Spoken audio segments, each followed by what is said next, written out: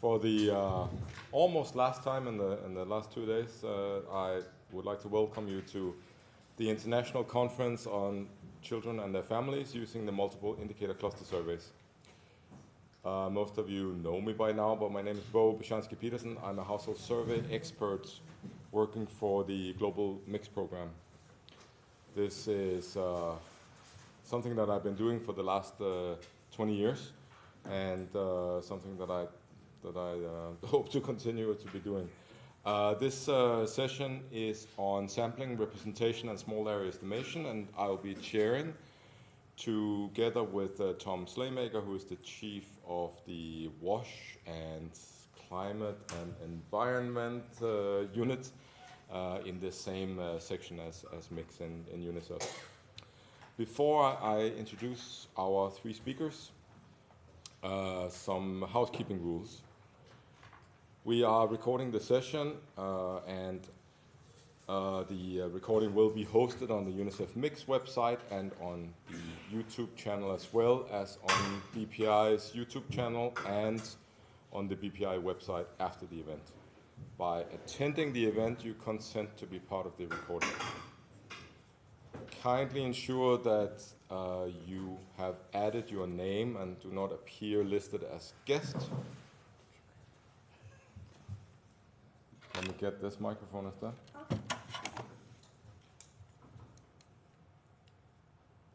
Is that better? No, this is off. I will shout from here. Oh man. Do you hear me online okay? Yes. Oh, okay, good. That's what I was hoping. Very good. Second microphone here.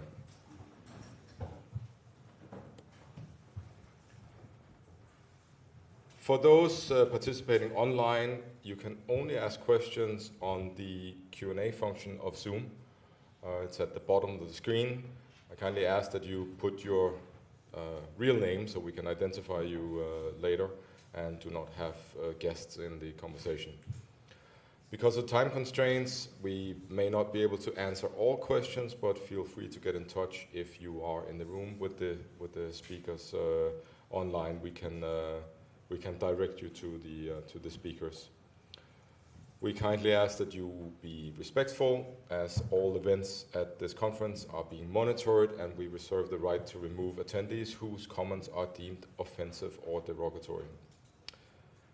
In this session, we have three sessions, and we will start with the small area estimation using mixed data, a methodological approach presented online by John Wakefield of the Department of Biostatistics of the University of Washington in Seattle.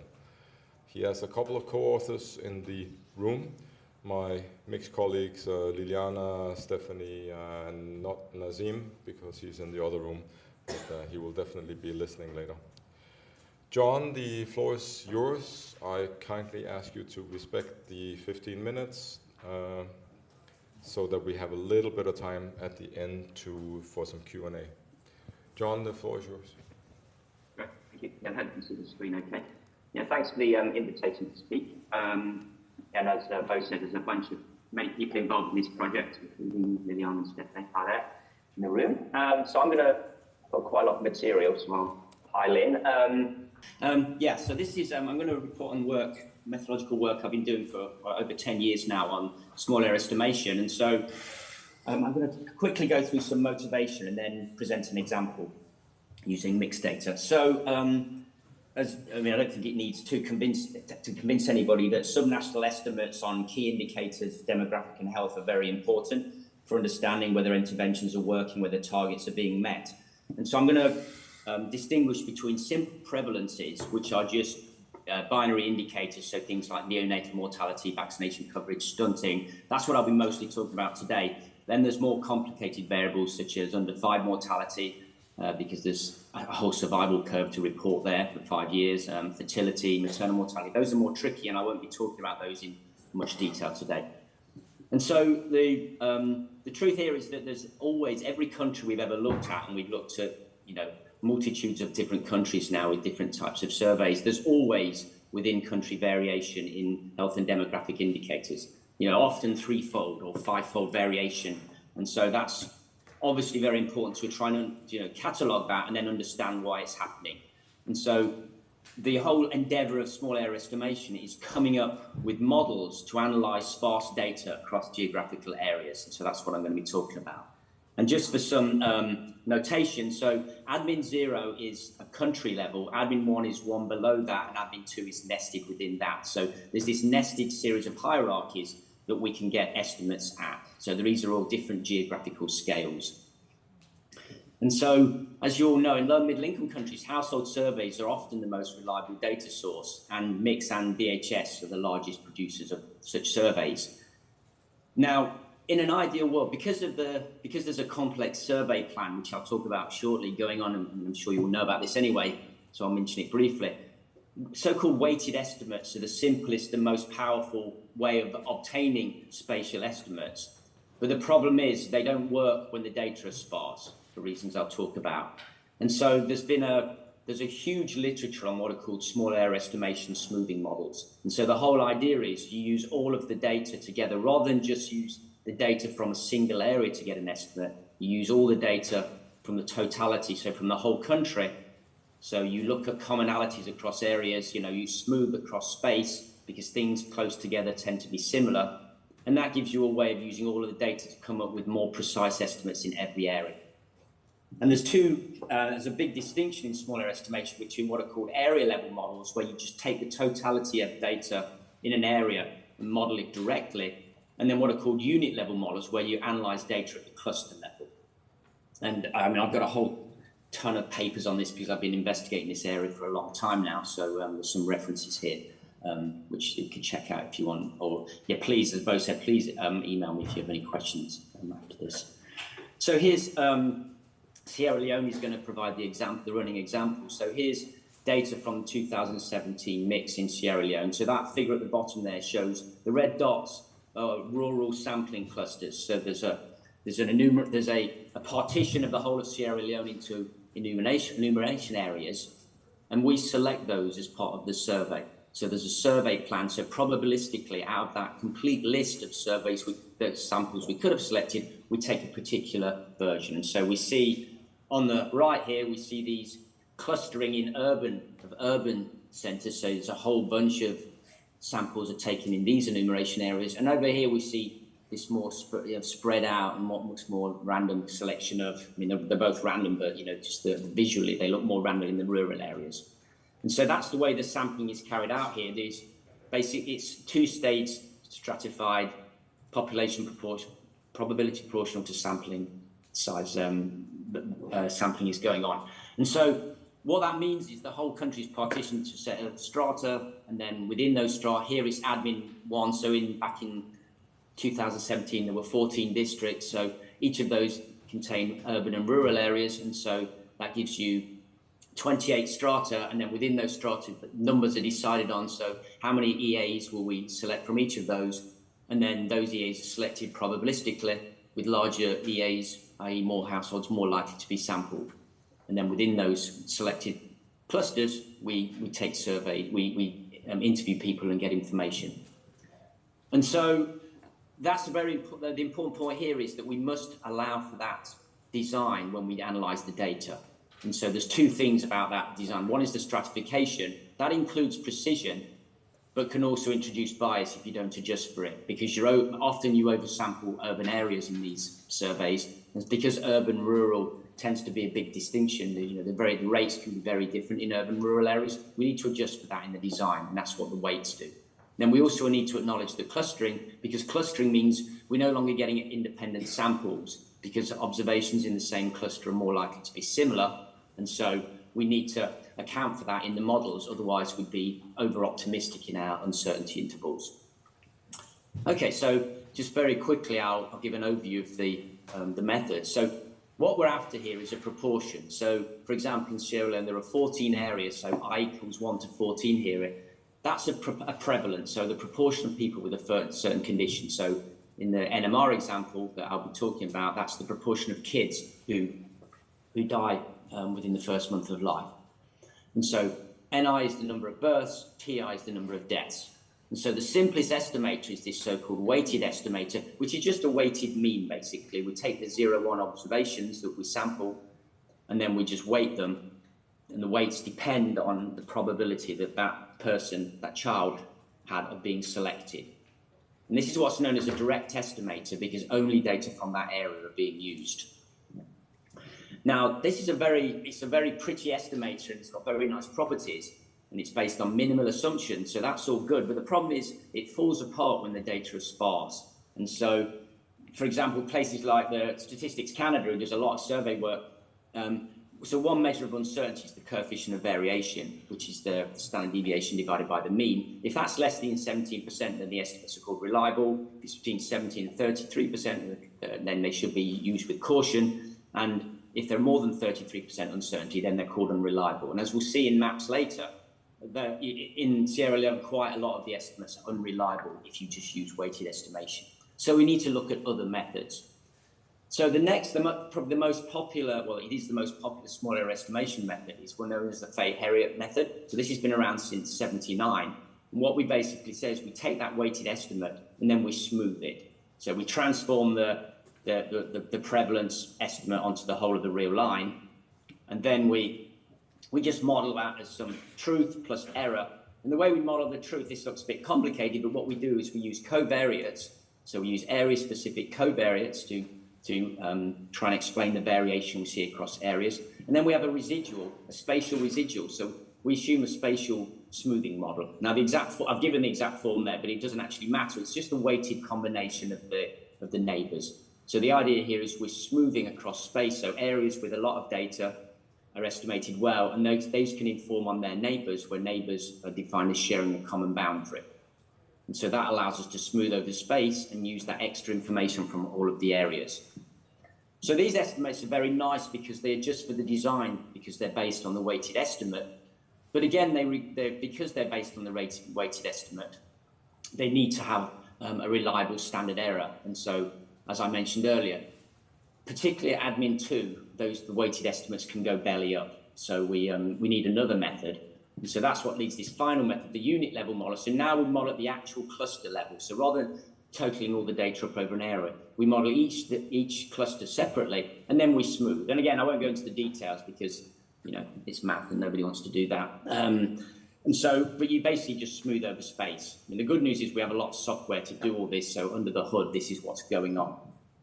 And so these models can be used with way sparser data, but of course, because of that, they're based on more assumptions. And so there's more chance that you can, if the model fails, then your estimates are going to be unreliable.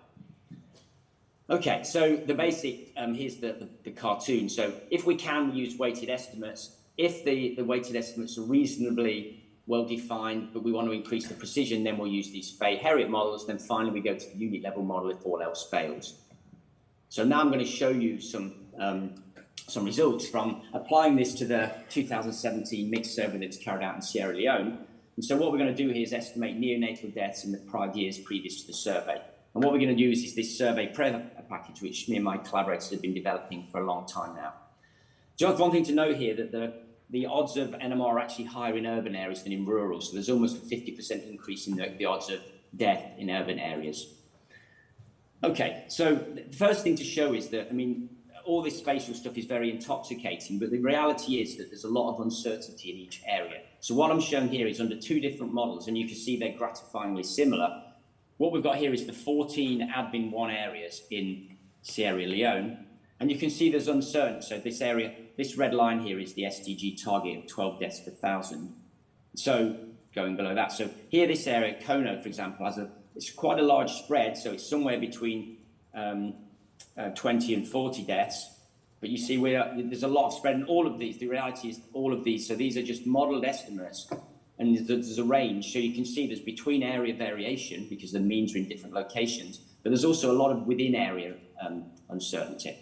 So one way we can show this is we can map the probability that each area is over 12. So for example, this is dark colours mean high probability. So for example, this Bombalia area here, is almost probability 1. So we can see that in the map over here. That here's Bombali. You can see all the masses to the right of that line. So there's a very strong chance that the NMR is above 12 in that region, but there's uncertainty. Whereas other areas, say over here, which is Cambia, where is Cambia? Cambia is, let's see now. There it is. Cambia is here. See, that has put quite a lot of the probability beneath 12, but there's still a chunk above. So this is the reality.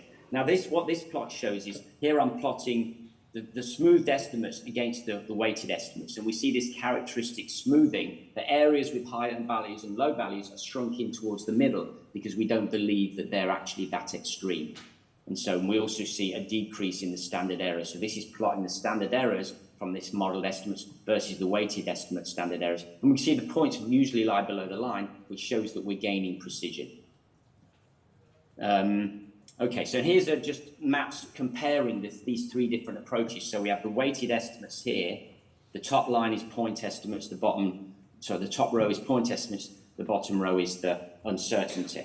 And we can see that these extremes here, so dark and very light mean the extremes. We've got a lot of, we've got highs and lows in the weighted estimates, and they tend to be smoothed away with these modelled estimates, and the precision increases as we go across the line. So we're gaining information and having this shrinkage. Then the same thing we can see at admin 2 as well. So this is when we burrow down even further, but the maps are now getting quite flat, which makes us think perhaps we're doing over smoothing here. Okay, so this just summarizes how the estimates change, and you see the red lines, which are the weighted estimates, tend to be more extreme. Okay, I'm going to shoot over now just to give some discussion. Bo's going to start shouting at me, I know.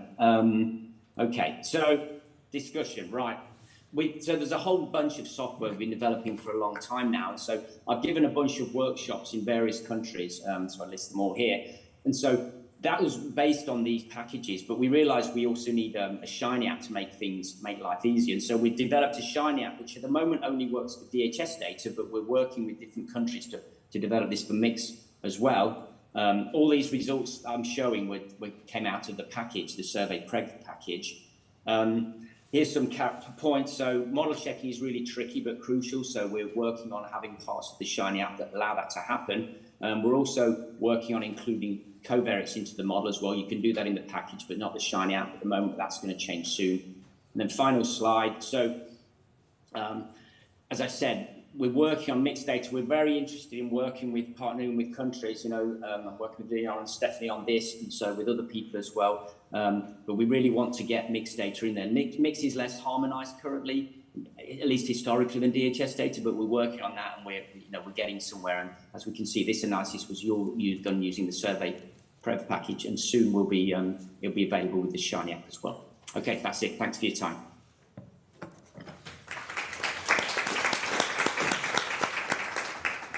Thank you, John. That was right on time. Impressive. Before taking questions, we will do that at the end. So I will hand over to Torsten Walter, I guess, of the New York University in Abu Dhabi, to give us a presentation on endogenous sample selection, which has been paining us for a while in the mix team, but a very important piece of work.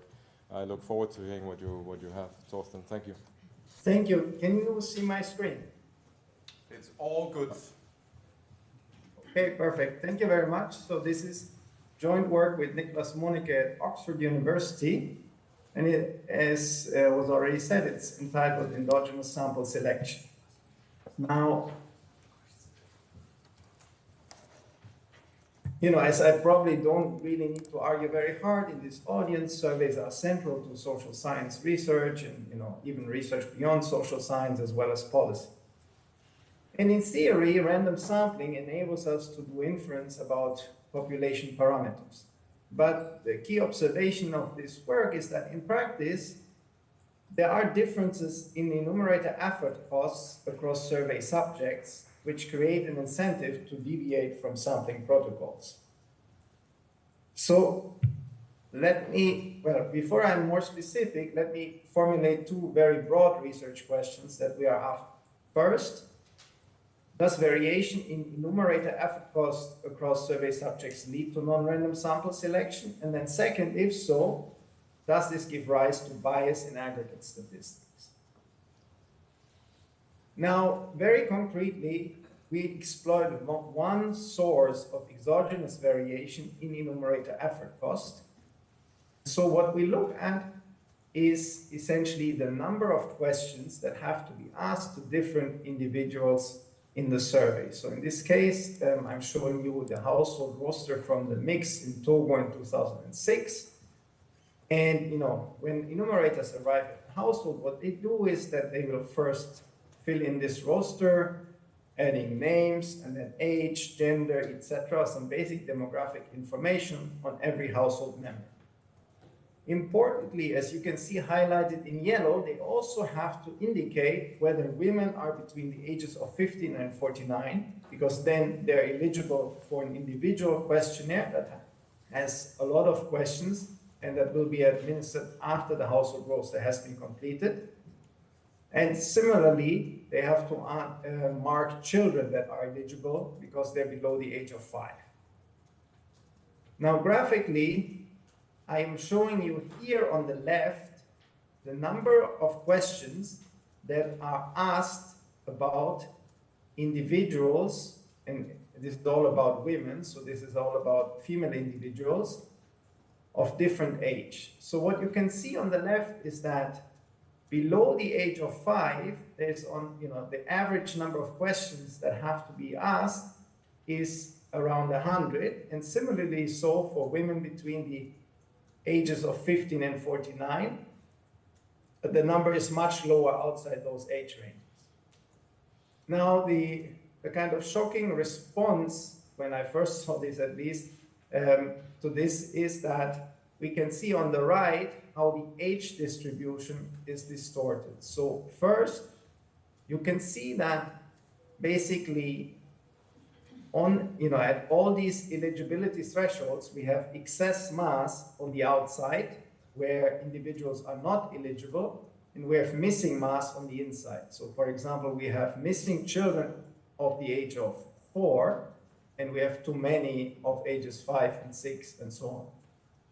The other thing you can see is that the entire age distribution between 15 and 49 seems like it's depressed, so that there is actually women missing of all of those ages.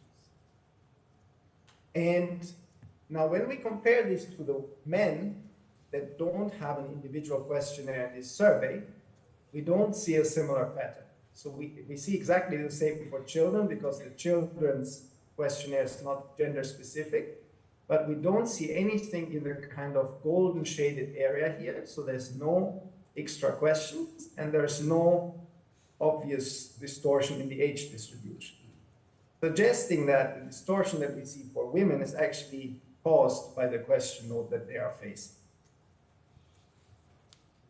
So what we do in this paper is to show 4 things. 1, we demonstrate that survey design itself shapes the incentives of enumerators. Then B, enumerators react to this by manipulating survey samples and leaving out those people that are high effort cost to them. C, this then results in non-random samples, which causes systematic bias in aggregate statistics. And D, we go beyond the mix and the DHS, and we show that this applies very widely across different survey instruments and countries all over the globe. Since we don't have that much time, I'm going to skip the literature in the interest of time, and let me directly talk about the data. So here we combine data from 2 of the largest international household survey programs, the DHS and the mix. Both of them are characterized by these long individual questionnaires for men and women, typically for the ages 15 to 49, with some variation across surveys. And the key feature that we explored in this work is that there is a lot of these surveys where individual questionnaires are actually randomly assigned across households. So in other words, there are many surveys where an individual questionnaire in particular for men, is only administered in every second or every third household. And then the last point I would like to make here is that both of these survey programs have global coverage, and they are really important input for both academic research and policy. So, this is in and of itself of great relevance.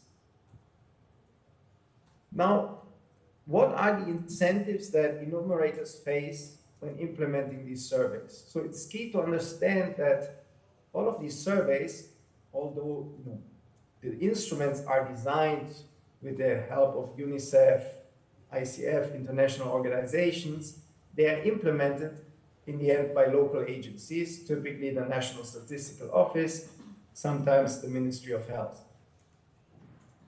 The contracts of enumerators vary across contexts, but the standard by far is that enumerators have a temporary contract where they make a fixed daily wage.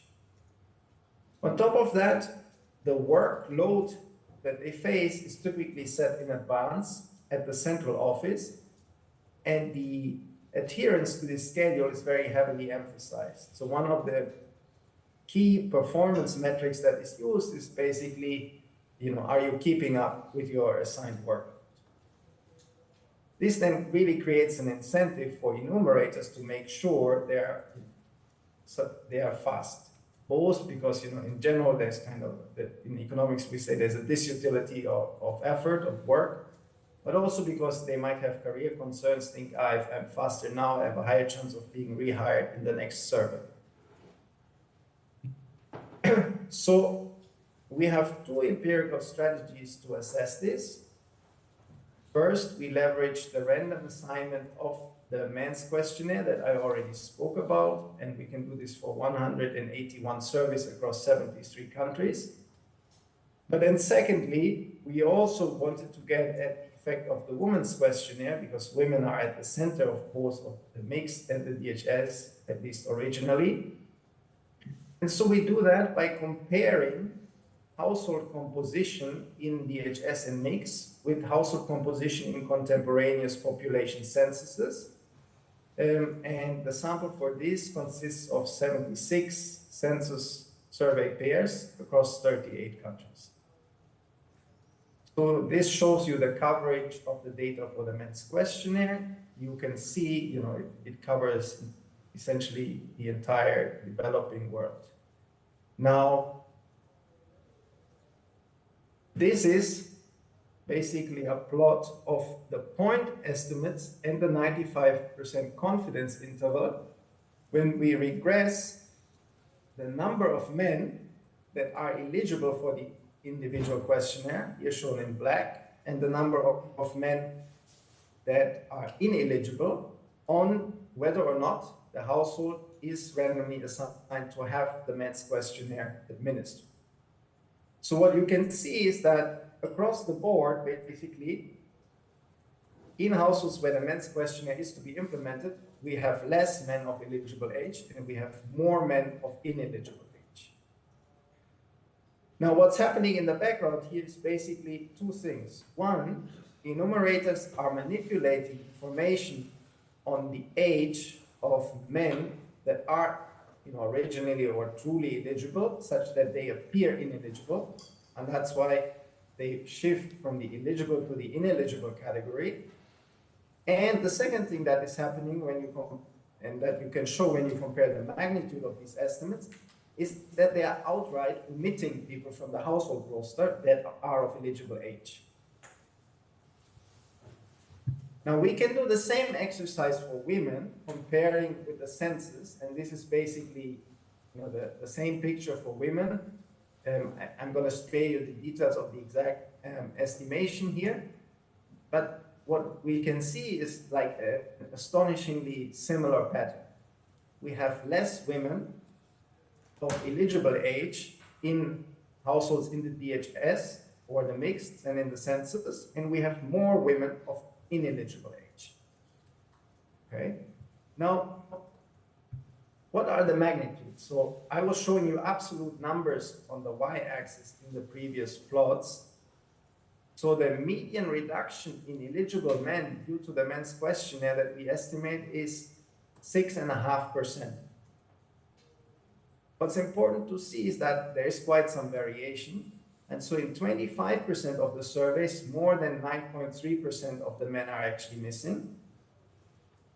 Now we can transform all of these estimates into elasticity. So we can ask basically how much is your sample going to shrink as you increase the question load. And the elasticity that we estimate is negative 0.01. Now that may seem like a small number, but one way to think about it is, look, this is saying if you have a household roster that includes 25 questions, and then you add an additional questionnaire that has another 25 questions, then you're going to lose 1% of the people that are eligible for this individual questionnaire of 25 questions. And, you know, as probably most of us know, the DHS and the mix are asking, you know, much more than just this number of questions that are in the household. And this is how, you know, we get these relatively large losses in sample size. Now, the numbers I gave you are the numbers for men, but they are very similar for women as well. Now, you know, if the people who are missing from the data were randomly selected, this might not be too much of a concern. We would lose statistical precision, but we would not face bias. However, we can compare the men that are recorded in households with and without the men's questionnaire to back out what the characteristics of the people who are missing are. And we find that missing men are what we think of as the margins of the household. So they are more distantly related to the head of the household. They're less likely to be married. They are younger. And in some cases, they are also less educated. And the exact same pattern holds for women. So what is going on here basically is the following.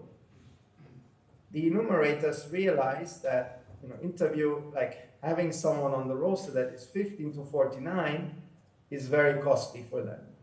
Now, among those prime-aged individuals, they are eliminating, like either by manipulating the age or dropping entirely, exactly the ones that, you know, are, you know, where they have some kind of margin of discretion, because, you know, maybe the fifth uncle doesn't necessarily really belong to the household, etc.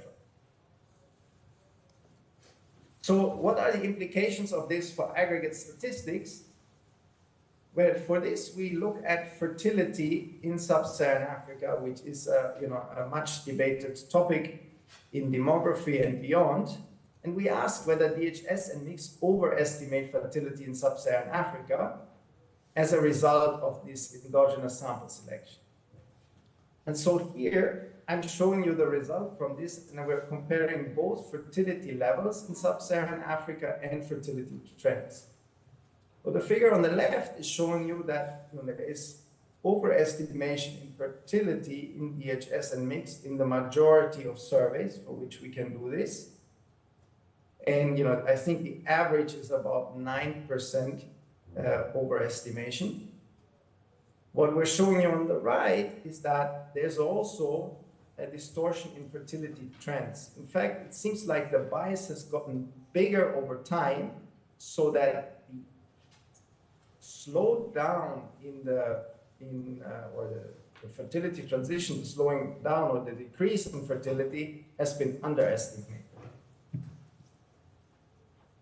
Now, this is particularly important because, as I'm showing you here, questionnaires, individual ones, have been getting longer and longer over time, both in the DHS and the MIX, that's on the left. But the elasticity, so the degree to which this leads to missing people, has been constant. Okay, and I guess, give me just like, you know, 30 more seconds. Basically, the broader takeaway is we can show that this does not only affect the DHS in the mix. I can show you age distributions and incentives in lots of other surveys. So this is a very broad phenomenon. And we need to understand data production's functions better and how they're affected by the design choices that we make in surveys. What we're showing here concretely is that enumerators screen out household members that are of disproportionate effort to them, and this leads to bias in aggregate statistics. But more broadly, the message I want you to take home, there is a trade-off when we collect more information. It comes at a cost, and this cost is bias. Thank you.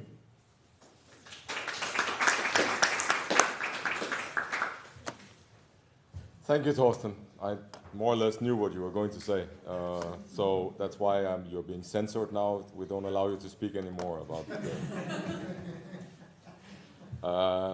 incredibly important work for us, obviously. Our final presentation in this section is ensuring representation of children not co-residing with biological mothers in mix. This is presented by my colleague Ranto Ramananjago. Those Malagasy names are so difficult for me anyway. He's our regional mix coordinator in Nairobi. His co-author Pierre Martel, that you have all met, is in the room, the data cruncher. But Ranto, yes, I kindly ask you for 15 minutes as well, but please go ahead. Thank you. Thank you, Paul, and good afternoon, good evening, everyone. Let me quickly start by saying I'm happy to present after we have already talked about some missing people in the previous presentation. We talked about missing men and women. So basically here in this presentation, we are talking about missing children. So of course, we all know what is leaving behind. It's an important principle for the 2030 Agenda Development, Sustainable Development. It's also, the leave no one behind is also one of the 6 guiding principles of the UNSDCF, the Sustainable Development Cooperation Framework. And also in the Convention of the Rights of the Child, we still refer to the leave no one behind in terms of non-discrimination, equality, and equity. Then let me transition to a child household survey, child-centric household survey. And I will explain in a minute what's the relationship between this and the topic itself. We can have many characteristics of a child-centric household survey, but I will mention 2 of them. The first one will be to cover all children living in the household, and the second one will be to identify the best respondent to the questions in the household. And in my next slide, I will explain how Make Survey addresses the Leave No Child Behind. So as we all know, in Mix, we start with the household questionnaire, where the respondent is any adult member of the household, knowledgeable of the household. As we just saw, we have the men's questionnaire for eligible men, usually in a subsample, like every second or third household. We have the women's questionnaire for all eligible women, usually for all women in all households. And then we have the 2 questionnaires for children. One is for children under 5, for which the respondent will be the mother or the caregiver of that child. It's for Mix, it's done for all children under 5 in all households. And we also have the questionnaire for children and adolescents aged 5 to 17 years. The respondent will be again the mother or the primary caregiver of that child. But for this one, it is a random selection for only 1 child per household. So just quickly to show to the participant what are the topics in those 2 questionnaires dedicated for children.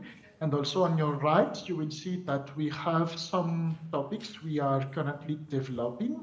and will be available for soon for the countries to be included, as well as some topics on demand, which means they may not appear as part of the main package, but if the country thinks it's useful, then it will be also made available to the country team. So the question is, what happens if the questions in those two questionnaires for children are asked through the women's questionnaire? And that's usually the case for over the socio-demographic surveys such as DHS. So usually in those surveys, through the women's questionnaire, we identify the biological children. It can be for under 5 children, but it can be also for the biological children 5 to 17 years old in that household through that women's questionnaire. So if we do that, we are missing the children who are not co-residing with their biological mothers. And here we are showing to you the percentage of children aged 0 to 17 who are not co-residing with their biological mother.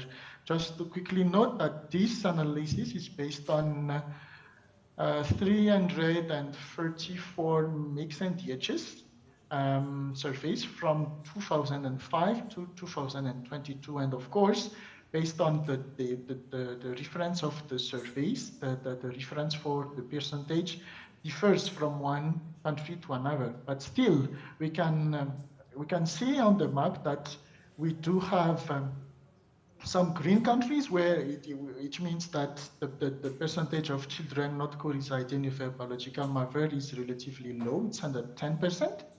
The yellow is for 10 to 20%, and then the red color is for 20% and more. We have also tried to differentiate children under 5, children 5 to 9, and then 10 to 14, and then 15 to 17. And what we can see quickly is that, and logically, that the percentage of children not co-residing with their biological mother increases with the age. So basically, you have more red colors in the right bottom part of the slide compared to the upper left. So if we are missing those children, what do we know about them? We have here some characteristic of those missed children, who are the children not co-residing with their biological mother. So on your second column from the left, you have the percentage of children who do not co-reside with their biological mother. The second column is the children whose mother is dead. And then you have some socio-demographic characteristics such as percentage of children who do not co-reside with biological mother by sex, which means, for instance, in Namibia, we have 43% of the male of the children not co-residing with their biological mother who are boys. No, it's the other one, sorry. It's 43% of the boys who are not co-residing with their biological mother. And we have also the same for area and for wealth quantiles. So if we say we are missing those children, we have also assessed the difference in terms of the estimates or in terms of the bias, if you want to say so. And from here, we can see, for instance, if we look at the full immunization coverage, we can see that if you do not cover the children not co-residing with the biological mother into the questionnaires, then you are most likely overestimating the full immunization coverage. For some other indicators, the difference can be small, like for the minimum dietary diversity. We can even say that the difference may not be statistically significant. But still, I am referring to my very first slide, even beyond the statistical differences, we we are still leaving some children behind, and that goes against the LNOP principle if we are opting for the alternative structure of the questionnaires. Beyond that, we have also tried to simulate for some mixed indicators what will be the estimates if we use the previous questionnaire structure. So here, for instance, we have the CDI 2030, and what we can see is that the difference is not really huge if you are mixing the children not coinciding with the biological mother. More or less similar with the children with foundational reading and numeracy skills.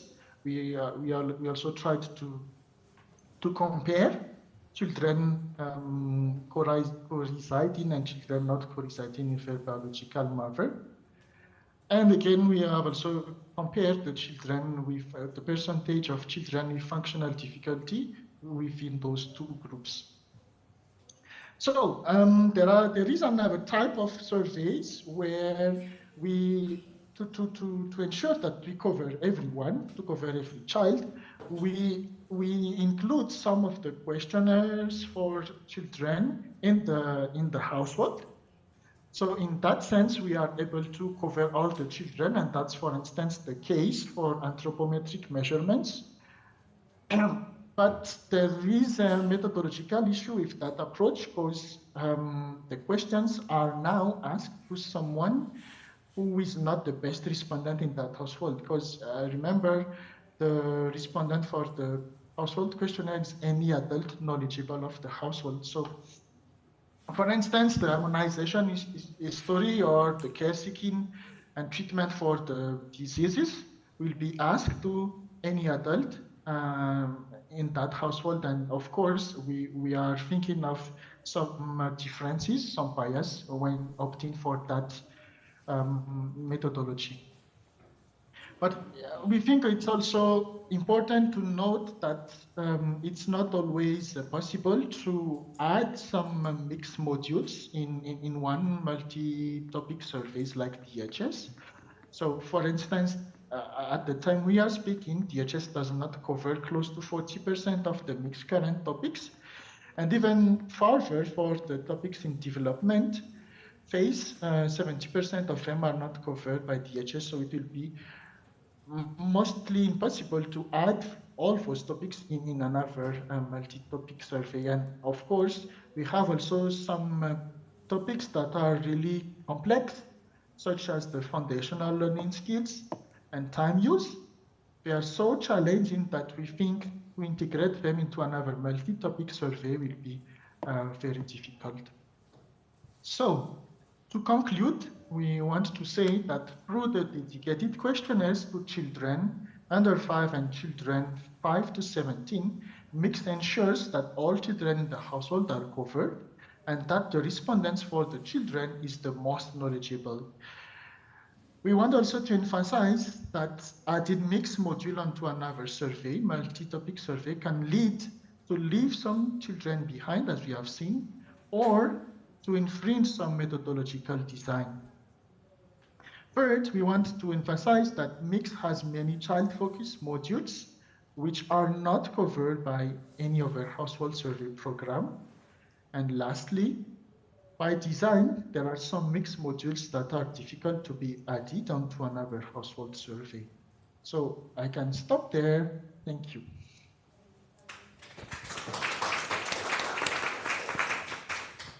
Thank you, Ranto, and thank you also for respecting the time. We'll do maybe 3 questions for our panel and see if we have more time after that. Anyone in the room? There's a couple, 1, 2, 3. I saw them. We go first here. I want to thank the first presenter very much for the presentation on the small area estimation. And I'm very happy that you used Sierra Leone as a case study. So I'd like to find out if there's documentation on that, if it's available. And you also mentioned about the Shiny app for the mix. He says soon. I don't know how soon is soon, so I'd like to know. Thank you. You heard a lot of that today. It's coming, don't worry. On that same study, the assumption of the presentation is that changes go smoothly through space, but what evidence suggests is not. To give a specific example, the case of WASH. Once you have a critical mass, you can have some sewerage, you can have some utilities, some facilities that can create a drastic change in the presence of some indicators. So what I see is, if we have effectively something that changes smoothly, the method will work excellent. But when we have indicators that have this potential of abrupt changes, what is the performance? And we saw a proposal, but how have we been validating that proposal? Do we have evidence that help us to show, I don't know, with smaller specific surveys on lower admin numbers, lower admin areas, if the method is really working and really matching what is in reality?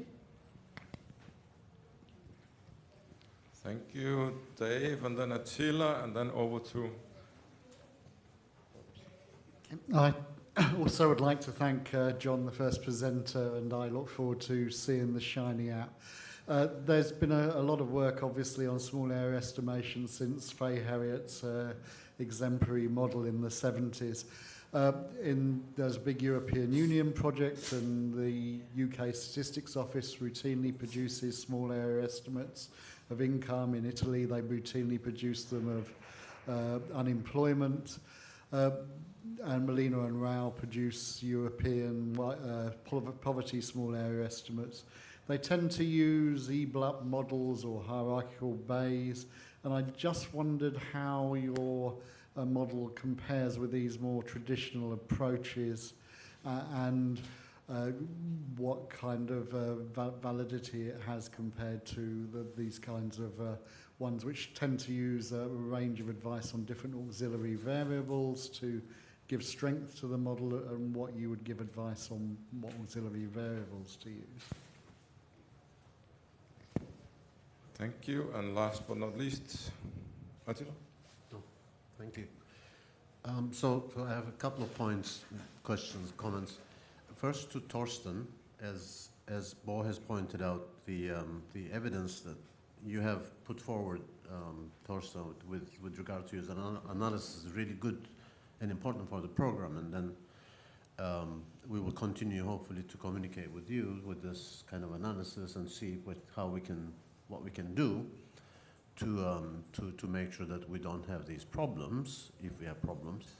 The only thing that I wanted to mention is the comparison that you showed on one of your slides, comparing the DHS and mixed fertility estimates with census in one graph, and on the other graph showing the trends in fertility. But I realize that you have been using children never born, which is probably not a good fertility measure to use because it's a mixed bag. It's not a current fertility measure. So, and then we do know that censuses are really performing very poorly when it comes to especially children never born without any modifications or improvement of the estimates. So I think it would be good to revisit that analysis if it is contributing to any kind of conclusions to your otherwise excellent work on endogenous sample selection. And to Ranto, I'm sort of deliberately asking this question because we have colleagues in this room and in this conference who regularly take DHS and mixed data and do comparative analysis and come up with the same indicators across these two survey programs, including for indicators based on African countries. And we have seen from one of your slides, of course, that the proportion of children not co-residing with their mothers in many of the African countries is really huge. And you have provided evidence that, that any analysis based on any of the indicators, if the survey is missing out on those children, is going to be quite, shortcoming of perfection, let's say. I see here, for instance, lots of colleagues who do this kind of comparative analysis. I know there has been papers of MODA. Our Western and Central African office is about to do another study on multidimensional poverty in the region, I think, if I'm not wrong. So in all of these analyses, DHS and mixed surveys are taken together. How much of a problem is it, if we were to call it that, to put together all these countries for the same indicators when we are looking at apples and oranges? And we might have a huge bias in some of the countries. Not many countries, but some countries of highest concern for all of us. Thank you. Thank you, Attila. I think that was a good round of questions. Perhaps we should kick the ball to you, John, to see if you can respond to some of the comments. Over to you. Yeah, okay, thanks. Can you hear me okay? Yeah, thanks for the questions and comments. I'm not sure I heard them all, so please let me know if I missed anything. But so the Shiny app, we'd hope maybe within a month we'll have a version which will do just some mixed countries. I think what we're going to do is have just, different, we can't universally write a Shiny app for all mix at the moment because the differences in some of the variable definitions. So we're going to bring it in country by country, I think.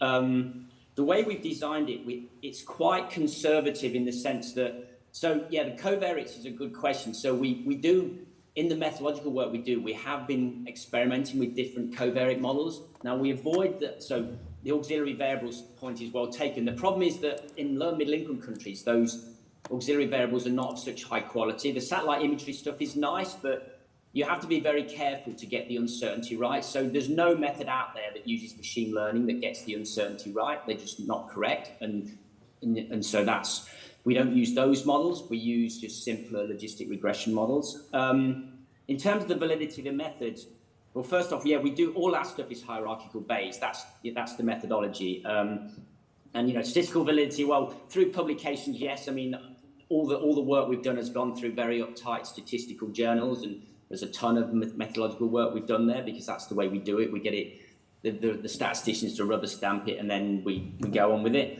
So I think it is quite similar to the methods that were mentioned that have been used in European countries in terms of hierarchical Bayes, except we don't use any, we avoid machine learning, certainly at the moment. The comment about some variables not being so smooth spatially. So yeah, that's well taken. So one point is that these spatial smoothing models, they work on the residual surface. So if there are discontinuities, such as urban-rural, then you first take out, so if there are reasons the wash variables are different in different places, if there's a covariate, if there's some auxiliary information which explains the different levels there, then we'd put that in first. And then what the spatial models do is they encourage smoothing in the residuals. And they only encourage it, they don't enforce it. And so that hopefully will not lead to over smoothing and forcing things to be smoother than they really are.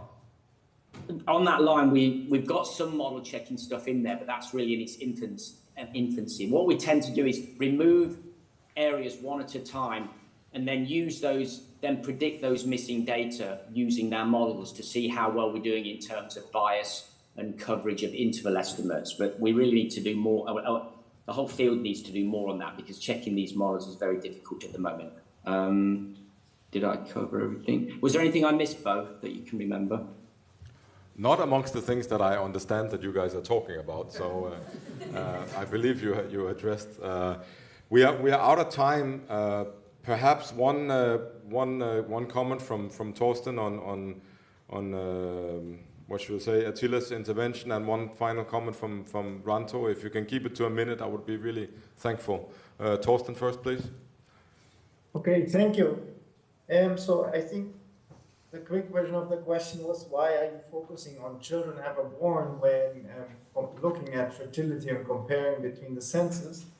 So the issue is that many censuses have relatively complete data on this, but they don't have very complete data on children born in the last 12 months or any other fertility estimates.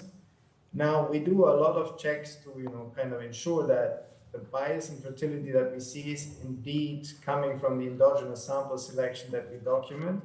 So we do a similar exercise using the random assignment of the MEDS questionnaire and looking at fertility of men, and we find a very similar pattern. So, I'm convinced that the pattern that we see in the overestimation holds more broadly now. Is this the exactly right magnitude? That might still be up for debate. And I would certainly be very curious to learn more about like the issues, Attila, that you raised about this estimation from census data. So I'll send you an email. Thank you. Thank you, and one last word from you, Ranto. You're going to show the S24 vaccination coverage. You almost gave me a heart attack looking at that. Thank you. I just want to go further with Attila's comment in terms of what will you say if you see the list of the topics on our left, ECT, child discipline, you know, all the things around YICS and care seeking. If I tell you in advance that for those modules, you are missing 10% of the children under 5, just because they don't coincide with their mothers. I think that will be the question all of us we need to answer and to think about when you put those two surveys together and when you do cross-country analysis, because this, for me, and I think we all agree, it's a huge difference if I tell you in advance that for these topics or for those countries, you can miss 10 to 20% of the children under 5. And that's why here, in the next slide, we do have some red countries, which means it's above 20% of the children. So in terms of bias, in terms of the miss, I think it's huge. And I think all of us, when we use those, when we combine those two surveys, we need to bear that in mind. Thank you. Over. Well, on behalf of a captive room, thank you all three very much for your presentations. I'm afraid we have to cut it now and go to our final session here. But thank you very much. One last round of applause, please.